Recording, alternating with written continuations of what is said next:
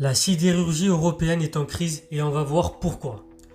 Frappée par de nouveaux droits de douane aux États-Unis, la sidérurgie européenne doit faire face à une baisse de la demande et à la concurrence de la surproduction chinoise.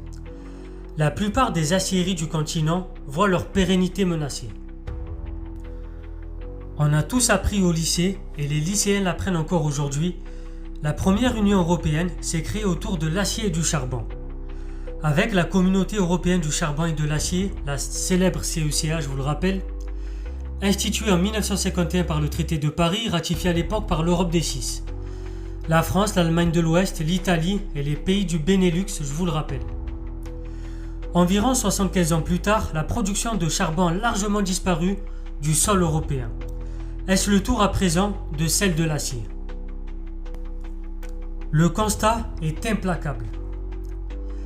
Depuis 2008, la production d'acier dans l'Union européenne a chuté de 30% pour atteindre son plus bas niveau historique, tandis que près de 100 000 emplois ont disparu dans la sidérurgie, selon des chiffres de la World Steel, l'association mondiale des producteurs d'acier.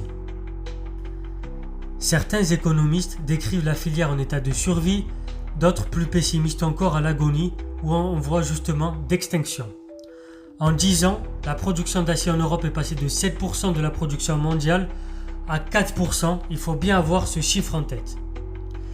Maintenant, les causes de cette dégringolade sont multiples. Comme on l'a dit en introduction, les surcapacités chinoises à bas coût inondent le marché européen et étouffent ces sidérurgistes. Depuis le début de la guerre en Ukraine, les prix de l'énergie en Europe ont augmenté pour ces industriels électro-intensifs. Et donc, ça les rend moins compétitifs, notamment vis-à-vis de leurs concurrents asiatiques, moyen-orientaux ou bien nord-africains.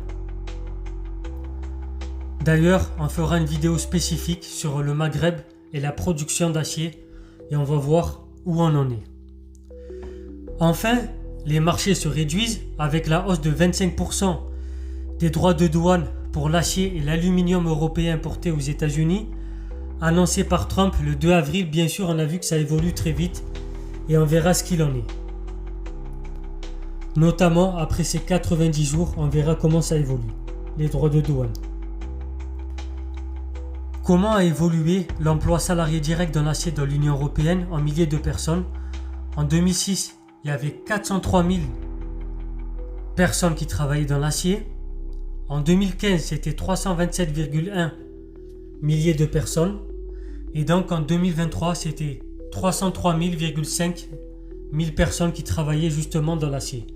On peut voir à travers ces trois chiffres que ça fait que diminuer. Maintenant, concernant la balance commerciale de l'acier dans l'Union européenne en millions de tonnes, bien sûr, ça fait que diminuer un chiffre. 14% de l'acier produit par l'Union européenne est vendu aux États-Unis, qui est le deuxième plus gros client du continent. Dans la partie 2, on verra comment ça a évolué de l'autre côté de la Manche et donc comment ça va évoluer dans les années à venir dans l'Union européenne. C'était Soso l'Intello, abonnez-vous, partagez, likez, très chers toits éclairés tous les jours à 13h pour les vidéos déco et à 20h30 pour les vidéos de Culture G.